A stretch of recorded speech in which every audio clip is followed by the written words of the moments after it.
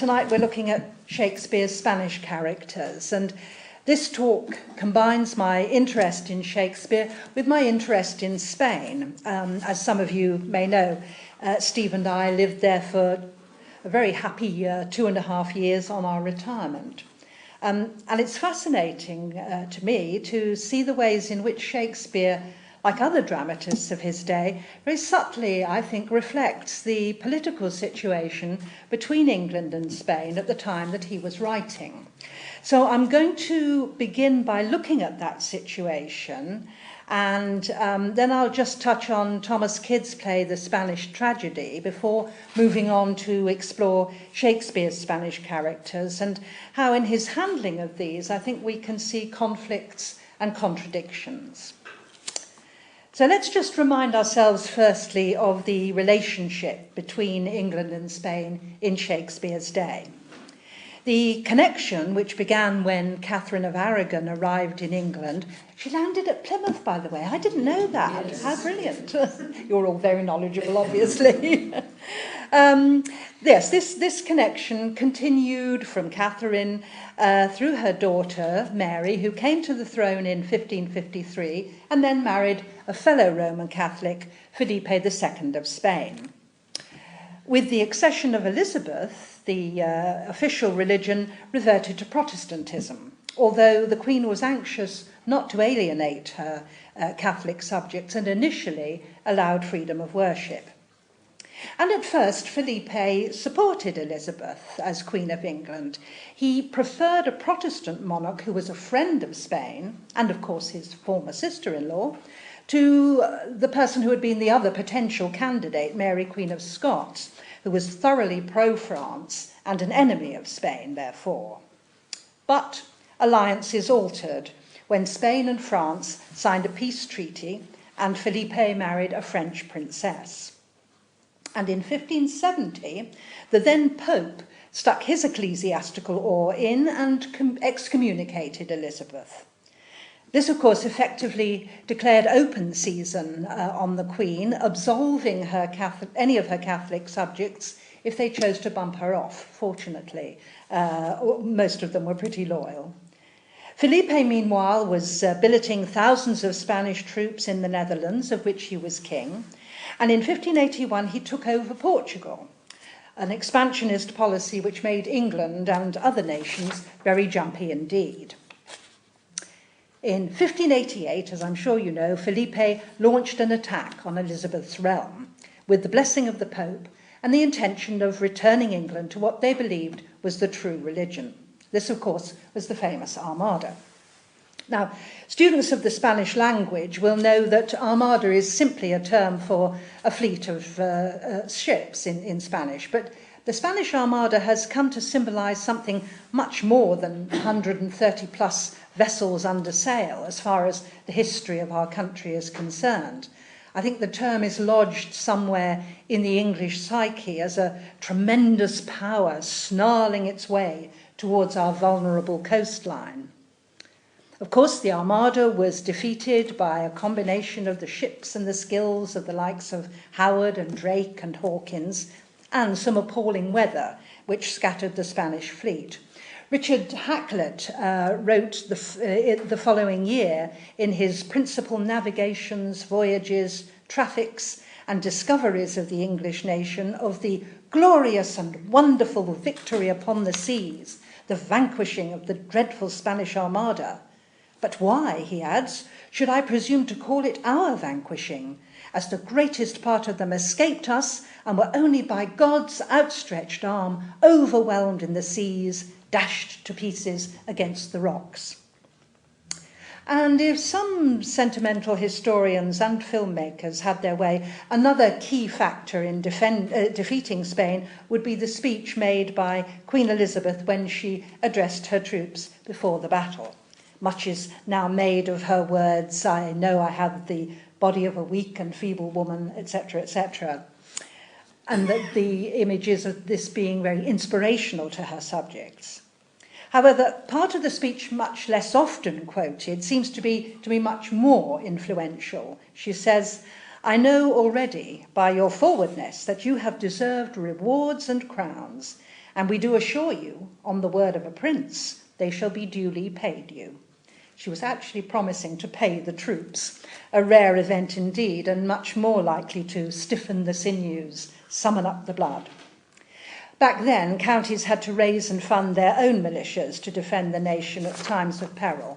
Northamptonshire, for example, in their local communities paid out over £200 towards the troops they sent to see to the defence of the realm against the Spanish. And according to the National Archives money conversion site, this amount had the same spending worth as over 40,000 today. So that was a lot of money going out. So Elizabeth offering to pay is really quite something. We tend now to focus on that armada as the attack on England by Spain, but there were more during Elizabeth's reign. Although the religious issue was cited as the main reason for these attempted invasions, it's quite likely that the actions of English privateers exacerbated the situation. These were the private ship owners who harried the Spanish at sea and pinched their gold and anything else of value, to which Elizabeth turned a blind eye as she generally received a share.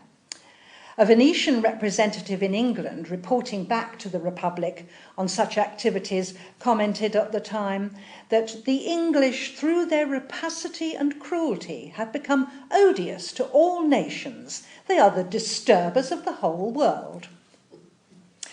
In 1595, there was another Spanish attack on England, a harrying exercise in Cornwall, where ships landed troops who torched Penzance, held a hasty mass, and then sailed away again. That was inconclusive, though mighty inconvenient for the good people of Penzance. But in 1596 came another attempted Armada invasion. And this time, Felipe was involved in a more dangerous venture for England, had he succeeded, because he was supporting an Irish uprising against Elizabeth, led by the Ulster lords O'Neill and O'Donnell. Again, it was clear that God must have been an Englishman, sending more appalling weather to destroy the fleet off northern Spain. 1597, and a third armada sets out against England, and this time approached the coast undetected until once more the weather turned against it and frustrated invasion plans. You would think the Spanish would have learned about the English weather by then, but clearly not. It was Felipe II's last attempt to overthrow Elizabeth, for he died the following year. Felipe III succeeded his father as King of Spain, and he was rather less enthusiastic about invading England, but he kept up threatening gestures nonetheless, and dispatched a final armada in 1601. This expedition focused entirely on Ireland and landed troops in the south to assist the ongoing rebellion. The Spanish took the town of Kinsale, but the battle was finally won by the English, and so the Spanish returned home. Now, it must be remembered that while all these warlike matters were taking place, there was an element of business as usual between the countries. A royal proclamation of 1591 thundered against England's trade in provisions such as corn and other victuals, munitions of sundry kinds of artillery, shot and powder being sold to Spain, Portugal, and other dominions of the King of Spain, who of any monarch or prince in Christendom is at this day the only enemy to our estate. But that didn't prevent the publication in the same year of Richard Percival's book Bibliotheca Hispania, containing a grammar with a dictionary in Spanish, English and Latin, gathered out of diverse good authors, very profitable for the studious of the Spanish tongue. This rather long-titled self-help text wasn't for grammar school or university students, but for a very different, very specific market, those whose work took them to Spain and to the Spanish territories, or required them to have more than casual dealings with Spaniards in England. In other words, Elizabethan merchants, lawyers, tradespeople of any kind. So the proclamation marks the concern of Elizabeth and her government. The existence of the handy dictionary shows the apparent disobedience of her trading subjects. Elizabeth died in 1603, and her successor, James I of England and VI of Scotland, negotiated a peace with Felipe III. Hostilities were concluded with the Treaty of London in 1604. But in 1605, of course, there was the Gunpowder Plot involving Guy, or Guido Fawkes, who, though an Englishman born, had served in the Spanish forces and was thought to have Spanish support for his explosive adventure.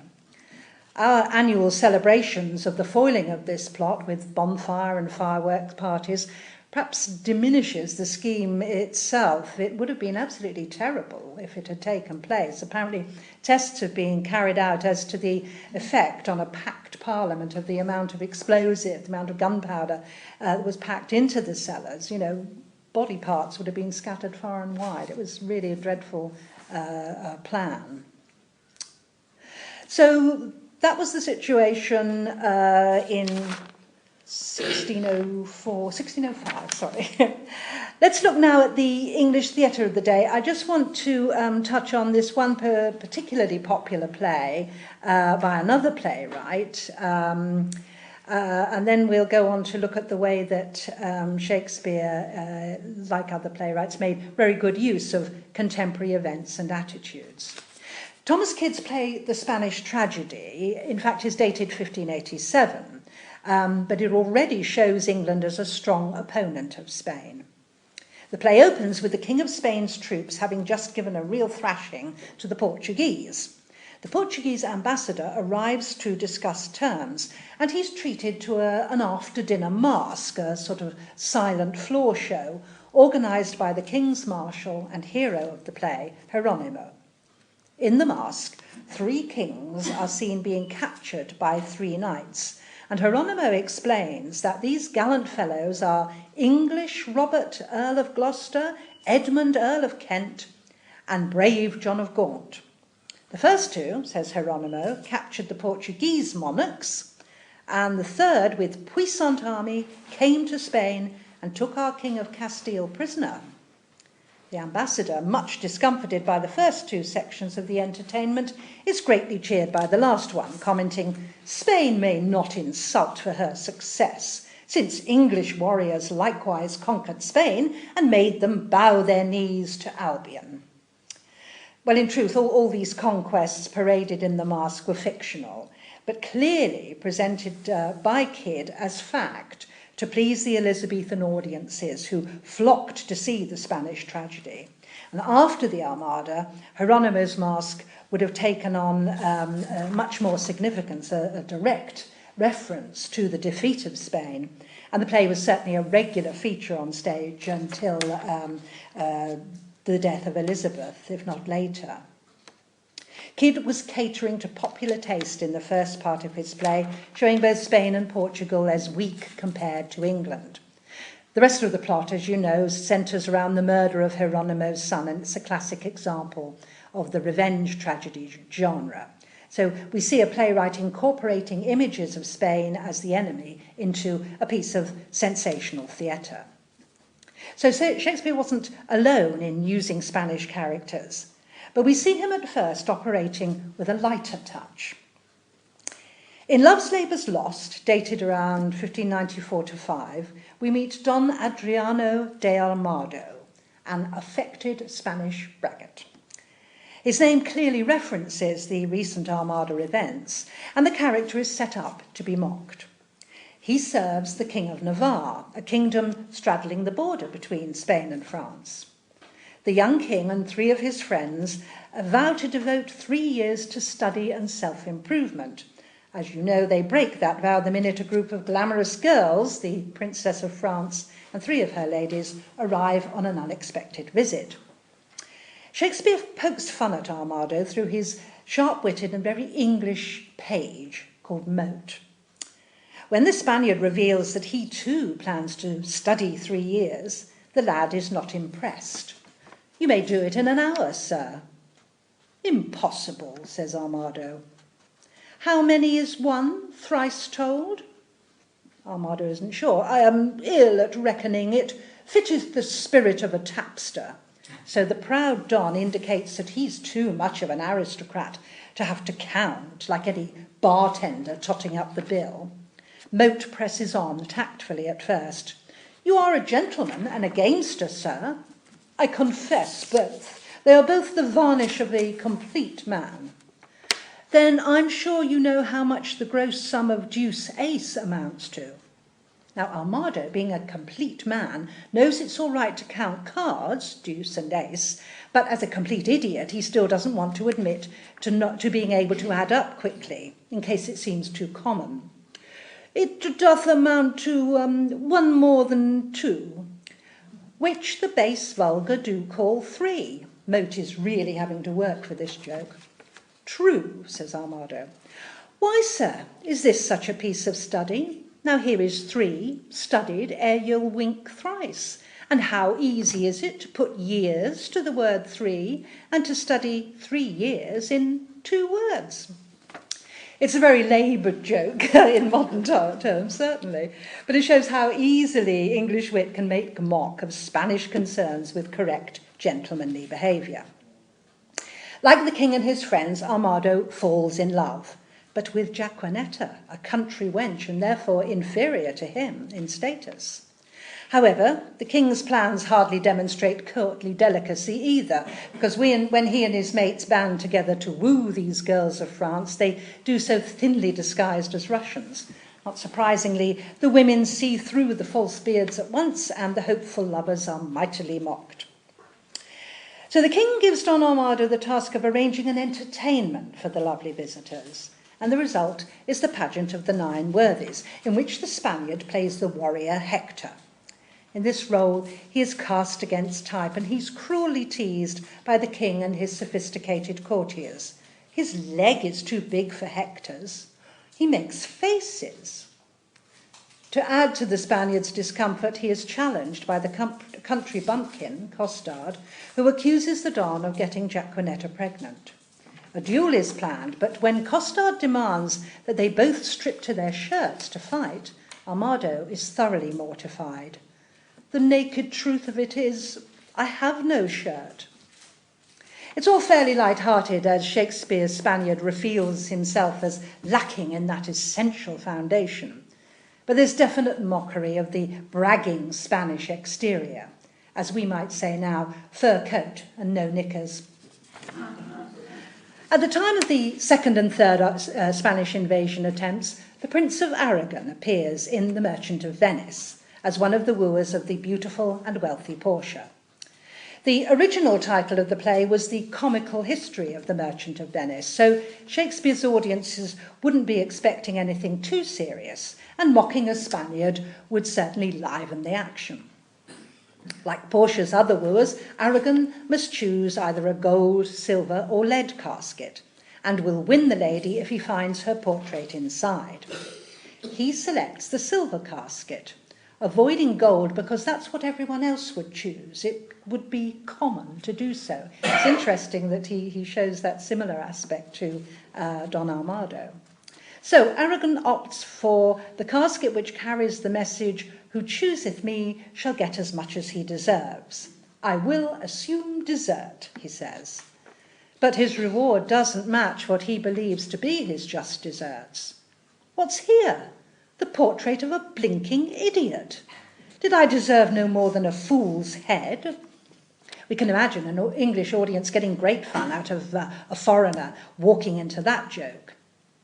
It must be said, though, that Shakespeare doesn't only mock the Spaniard in this play. The Prince of Morocco has already been ridiculed when he mistakenly chooses the gold casket.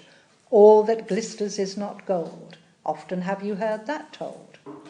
And as he leaves without winning Portia, that young lady comments, "Let all of his complexion choose me so."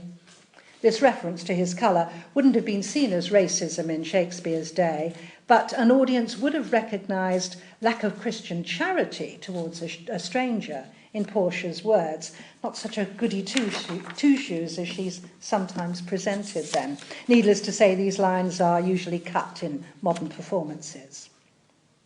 More importantly, we should note that the play's alternative title at the time of writing was The Jew of Venice, and this highlights another Spanish connection in the play, which must have been seen as far more negative at the time. For the character of Shylock is believed to have been inspired by one Rodrigo Lopez, physician to Queen Elizabeth from 1586.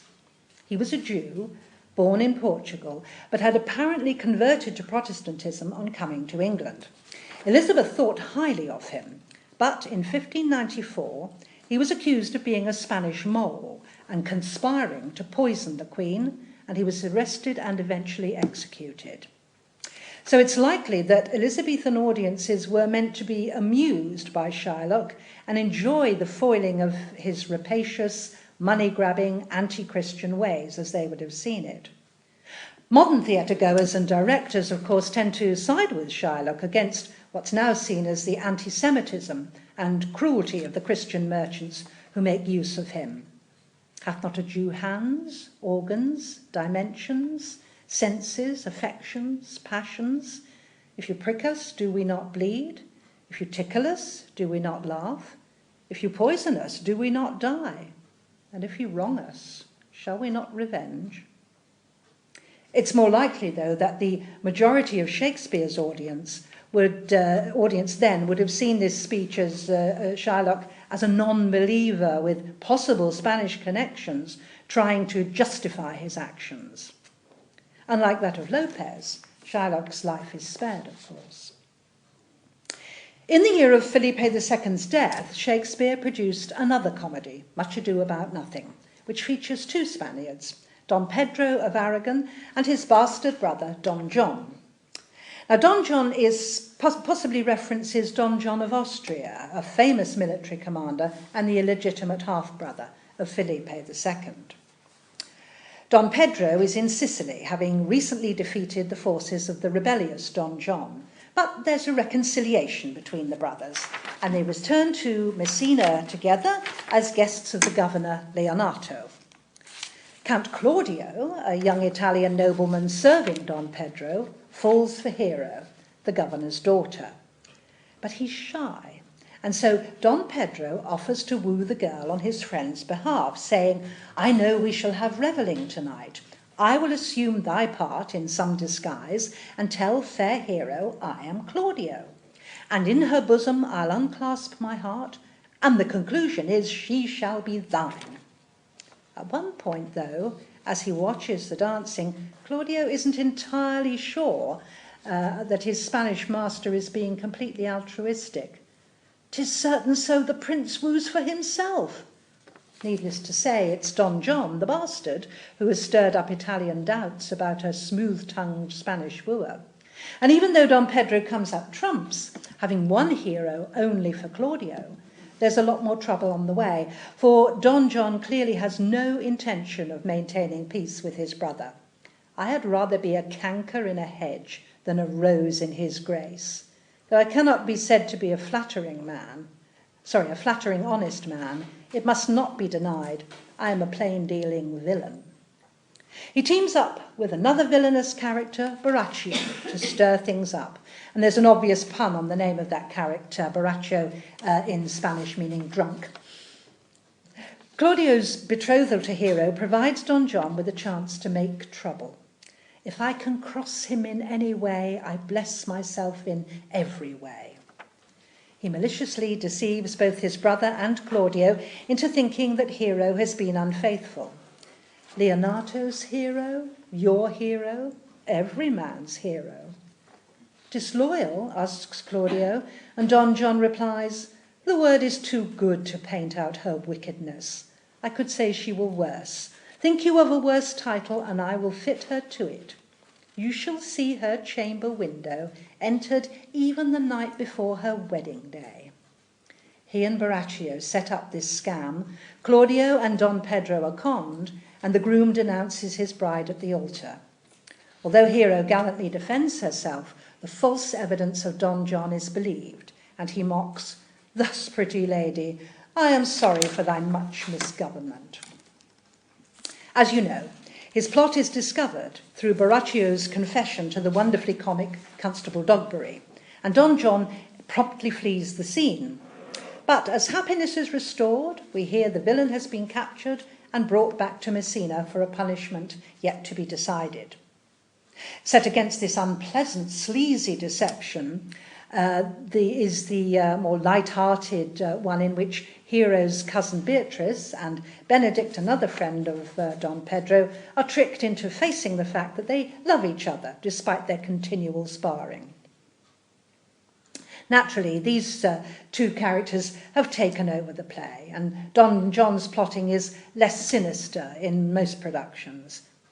It's possible that Shakespeare was tapping into new fears about plotting Spaniards. What's certain is that the Spanish characters in this play are definitely less attractive than the witty Italians, and the villain is out to betray everyone, even his own kin. Othello, which first appeared early on in the peace accord between England and Spain, initiated by James I, could reflect national concerns over this supposed détente. There's been speculation for some time among Shakespeare scholars and enthusiasts that Othello, commander-in-chief of the Venetian army, is in fact meant to be a Spanish Moor, and that Iago, his ensign and right-hand man, is a Spaniard. It's certainly a view argued forcefully by Barbara Everett in her article Spanish Othello, The Making of Shakespeare's Moor, which is published in the collection Shakespeare and Race. Everett believes audiences of the day would have recognised the significance of Iago's name, Santiago being St. James, the patron saint of Spain, and also Santiago Matamoros, the Moor slayer. As Iago works assiduously for the downfall of his master Othello and is rewarded by witnessing the Moor's suicide, this fits the Moor killer image. You'll remember that Iago, ensign to Othello, deliberately plays on his master's jealousy to wreck Othello's recent marriage to Desdemona. Now, we have no proof that Shakespeare intended Iago to be Spanish, but if he did, this character offers a dramatic image of a Spaniard who is infinitely more coldly calculating than Don John. And Iago addresses the audience in many of the soliloquies, revealing his plans or commenting on their process. And this is deeply uncomfortable. It's as though we're being contaminated by his evil doing. In Act 2, Scene 1, he sets out his intentions to ruin Othello, remarking almost as a throwaway comment that he's heard his own wife, Emilia, has slept with the Moor. But it's not this that motivates Iago, nor is it the fact that Othello has promoted Michael Cassio as lieutenant over Iago. His reason is much more simple. I hate the Moor. But this hate is cast wide and brings injury and death to others. He plants in Othello's mind a suspicion that Desdemona is over-friendly with Cassio and waters this with seeming wisdom. Who steals my purse steals trash. 'Tis something, nothing. 'Twas mine, 'tis his, and has been slave to thousands. But he that filches from me my good name robs me of that which not enriches him, and makes me poor indeed. When Othello presses to know more, Iago warns, "Oh, beware, my lord, of jealousy. It is the green-eyed monster." Othello, of course, asserts that he's not the jealous kind, but by the time Iago has finished working on him, the Moor is ready to believe his new wife guilty. I'll tear her all to pieces. And soon Othello is literally beside himself, convulsing in a fit brought on by Iago's vision of Desdemona and Cassio together. Iago watches as the fit runs its course, sneering, "Work on, my medicine works, thus credulous fools are caught." The grim tale ends with Othello strangling Desdemona on their marriage bed. Iago's treachery is discovered and he is attacked and wounded by Othello, but exclaims with cold triumph, "I bleed, sir, but not killed." Othello demands that Iago be put to the question to find out why he should have hatched such an appalling plot against his leader. But Iago is defiant. "Demand me nothing. What you know, you know. From this time forth, I never will speak word." Shakespeare is first and foremost a playwright, so I'm not trying to impose upon him political views which we know nothing of. But it's of interest that if Iago is a Spaniard, or meant to be a Spaniard, the play certainly suggests a devious nature. Honest Iago, as everyone calls him, is in fact a false villain, and his loyalty to Othello a sham. Indeed, Iago plots and schemes for the sake of it, like a grim puppet master, making others dance to his tune.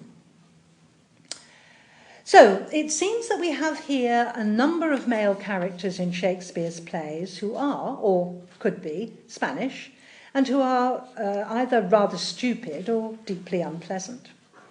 They're characters created by the playwright, of course, so it's interesting that the two real Spanish women he presents on stage are a good deal more pleasant. They're also strong-minded, outspoken, and influential. And they're Catherine of Aragon in Henry VIII, or All is True, co-written by Shakespeare and John Fletcher, and Blanche of Castile in King John, which was all Shakespeare's own work. Blanche has a small, but I feel important role in that history play, while the part of Catherine of Aragon drives the action in Henry VIII. Now, I've spoken here before about the dramatic and compelling story of Catherine of Aragon's doomed battle to save her marriage to Henry VIII and to protect her daughter Mary's position as heir to the throne. I make no apology for referring to this again, for Catherine is such a strong and interesting character, and it's clear that this is an entirely sympathetic imaging of a Spaniard. Although she failed to give Henry a son, she was a popular queen with her people, and Shakespeare and Fletcher seem to have drawn on that sympathetic memory of Catherine in their play. On stage, she is initially presented as supportive of her husband, warning him about new taxation plans that Cardinal Wolsey is putting into operation in the king's name, so that these draconian measures can be stopped in their tracks. And she also helps her husband with the questioning of a key witness to the alleged treachery of the Duke of Buckingham.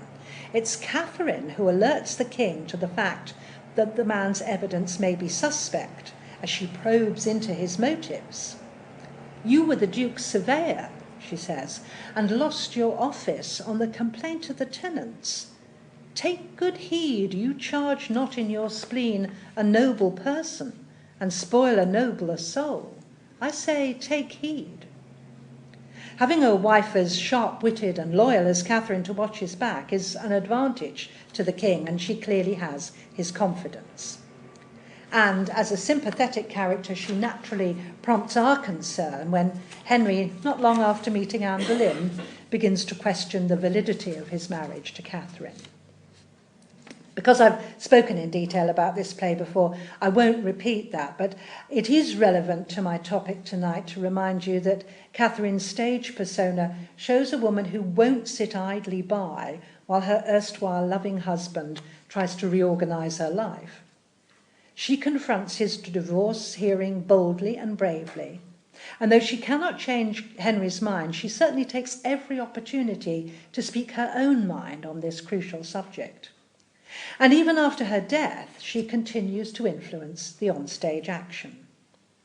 The play concludes with the christening of Princess Elizabeth, who, prophesies Archbishop Cranmer, will be a virgin queen, a most unspotted lily, he calls her. Now this links to Catherine's earlier description of herself as a lily. She says, "Like the lily that once was mistress of the field and flourished, I'll hang my head and perish." The continuing image of purity in the female monarch resonates here. Catherine also asked for maiden flowers to be strewn on her grave to symbolize her chastity in marriage, her unswerving faithfulness to her husband. And Elizabeth was to emphasize her faithfulness to her people. The realm of England was her husband. And Cranmer also refers to the Stuart succession, imaging James taking over where Elizabeth leaves off and being like a mountain cedar sheltering his people. The playwright's emphasis is on a legacy from Catherine to Elizabeth to James, from Spain to Tudor and then Stuart England. Even the play's epilogue refers to its merciful construction of good women, clearly linking this with Catherine. Shakespeare and Fletcher don't present her as a goody-goody, but as strong, determined, aware of her duty, and a fighter for what she believes in. And so it seems is Blanche of Castile.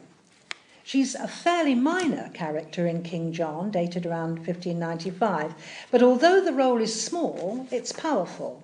And Blanche provides another positive image of a Spanish woman.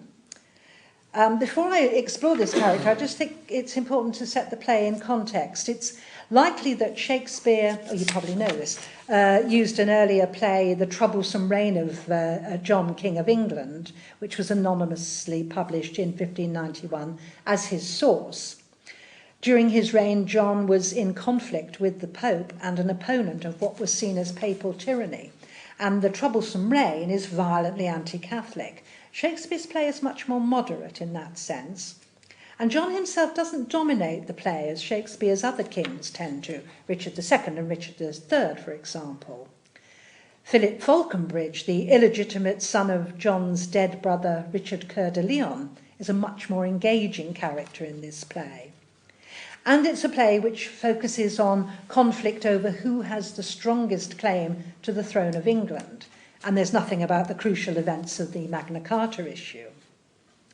Strong women feature in Shakespeare's drama, however, and these include John's manipulative mother, Eleanor of Aquitaine.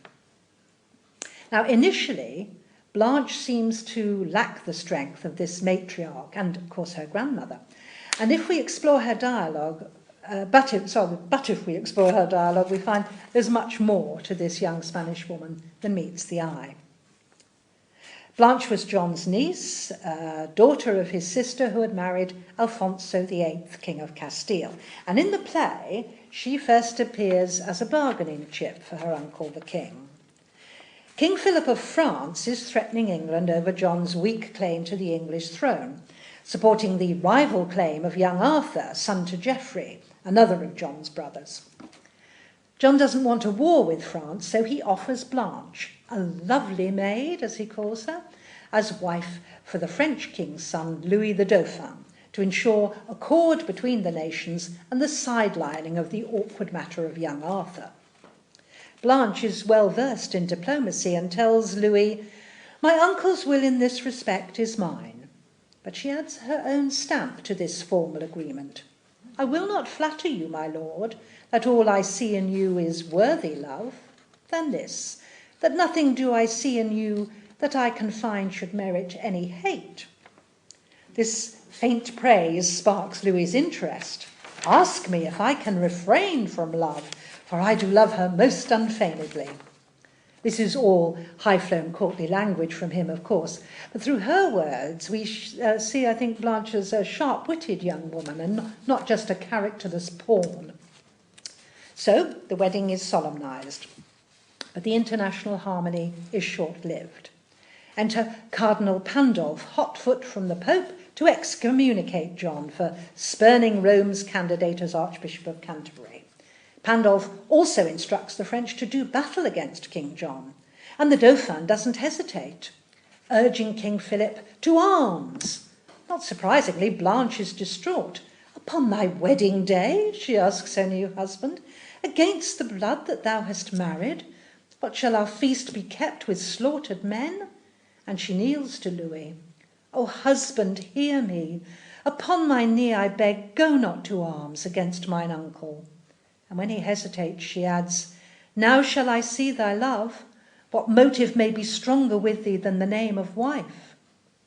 And this is Blanche's first and perhaps hardest political lesson as a newlywed. Her spouse rejects her pleading, wins his father over, and France declares war on England once again. As the sides separate, Blanche has a moving and mournful speech. "The sun's o'ercast with blood. Fair day, adieu. Which is the side that I must go withal? I am with both, each army hath a hand, and in their rage, I having hold of both, they whirl asunder and dismember me. Husband, I cannot pray that thou mayest win. Uncle, I needs must pray that thou mayest lose. Whoever wins, on that side shall I lose, assured loss before the match be played."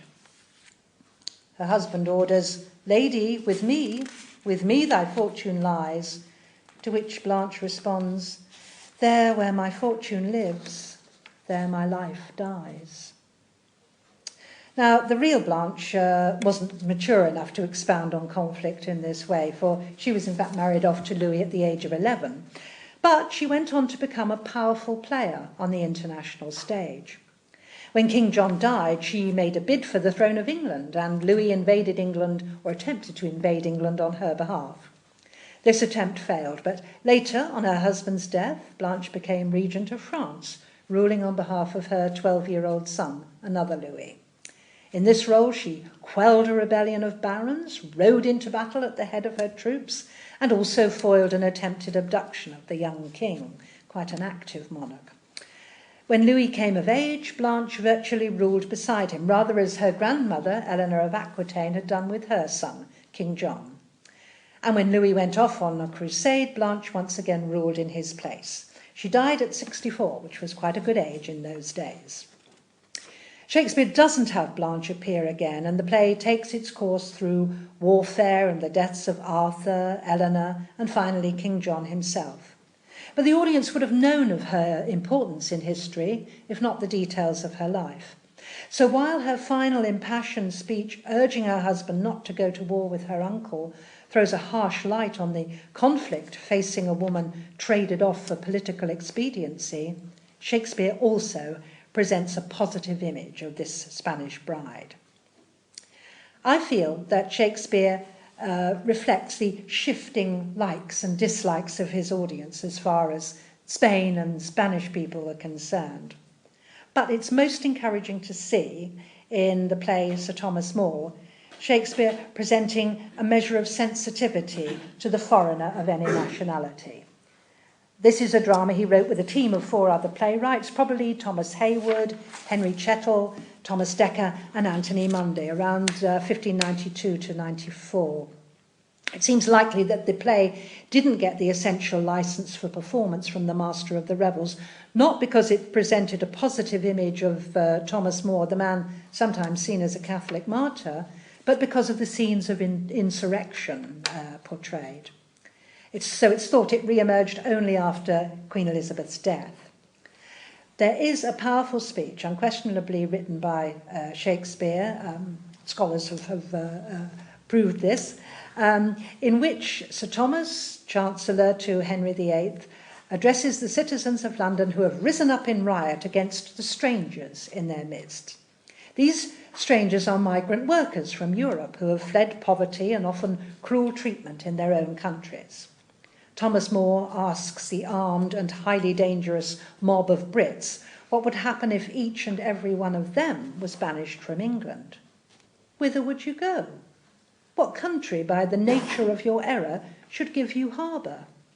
Go you to France or Flanders, to any German province, to Spain or Portugal, nay, anywhere that not adheres to England? Why, you must needs be strangers. Would you be pleased to find a nation of such barbarous temper that breaking out in hideous violence would not afford you an abode on earth? What would you think to be thus used? This is the stranger's case, and this your inhumanity. And the words touch and move the mob, who all cry out, Faith, as says true, let's do as we may be done by. I'm going to end there. Thank you very much.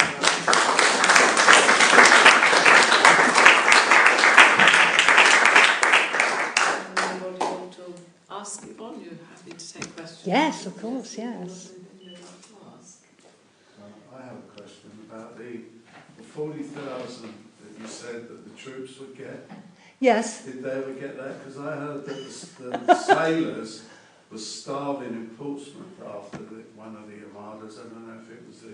Yes, I don't know. I mean, it was obviously a political speech, the idea of, sort of encouraging people because she was going to cough up. So I'm not sure, and that's something worth looking up. Thank you. That's a good prompt. But yes, it is important to sort of check those kinds of things.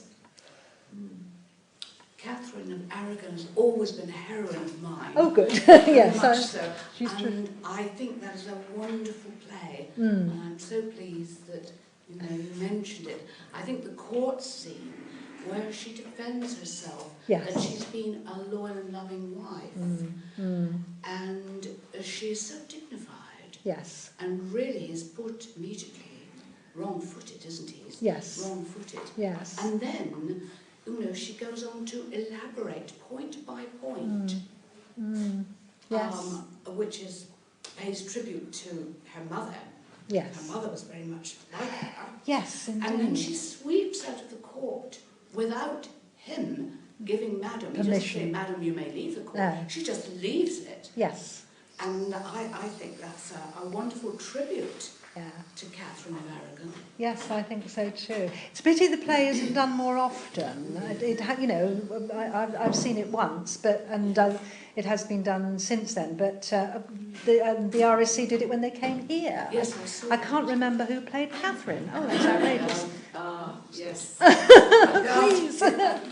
Jane Lapatel. Jane Lapatel, that's right. Yes, yes. yeah. But it's such a good play. I mean, and there's lots else going on, but she is such a terrific character. So it is a shame that they don't revive that more often. And added to which, of course, she had the same education as Juan, her brother, Yes. tutors, and Yes. the mother believed in equal opportunity. Exactly. And that was absolutely, so she was really very much her mother's daughter. That's right. And she also educated her own daughter to become a queen, because, her mother had been a queen in her own right, and Catherine saw no reason why Mary should not do the same. So, yes, it's great stuff. Thank you. It's interesting that he makes more sympathetic characters out of his Spanish women Yes. than the Spanish men. Yes. Is that because he thinks that he can that he may be like Spanish people anyway, but he can get away with it if they're women, because people think, well, yes, but she's only a woman. And whereas I don't know, I mean, he was endlessly clever along those lines. I think Shakespeare, wasn't he? Yes, and I mean the play, Henry VIII wasn't staged until after Elizabeth's death, so James is on the throne. So there's enough of a distance, and they're talking about people who, sort of James, yes, they're family, but they're not connected with James. And he, of course, is presented very positively with that image of him being like this wonderful sheltering tree, looking after his people, pinching all their money. Sorry, I shouldn't say that. So yes, and I think the negative image of the Spanish men who he presents, I think he was probably picking up this rather sort of shifting political atmosphere, and that audiences of the day would appreciate. Poking fun at the Spaniard. I mean, we English love poking fun at foreigners, don't we? Sorry if there are any foreigners here. We are not poking fun at you, but it's what we do, and of course, foreigners poke fun at us. I mean, all nations do exactly the same thing. So he was sort of, tapping into humour, but then there was also that sort of worrying side as well. And I wonder whether that sort of reflects political concerns, that as well as sort of laughing at, sort of show-off foreigners, the Brits were worried too, the English rather, were worried too about what was happening abroad and how this could impact on them. Certainly, I mean, all these armadas sort of sailing up to our coasts must have been a little bit alarming, even though they were seen off by the weather. There's a Spaniard in Cymbeline, isn't there? Oh, is there? They're Dutchmen, but they're non-speaking Oh, right. roles. Oh, right. They're unnamed, but they are in the list of... Oh, I must have a look. Thank you for that. A play I haven't mentioned is Cardenio, which is it's kind of Shakespeare's lost play. I can't remember. Let me just check it. The Double Falsehood has been presented at Stratford as a version of Cardenio. It was based on the story of Cardenio in Don Quixote, apparently. And as I say, the double falsehood is thought to have been a version of that. It was discovered by an actor-manager called Louis Theobald in 1727. And I think, you know, the jury is still out on whether it was actually Shakespeare's or not.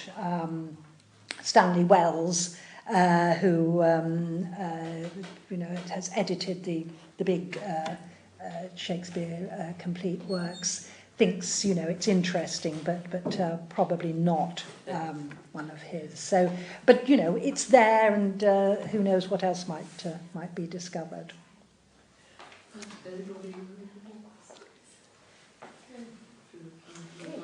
Well, Yvonne, thank you very much. It's really, really lovely. I really, really enjoyed it. And it's so structured. I love structure.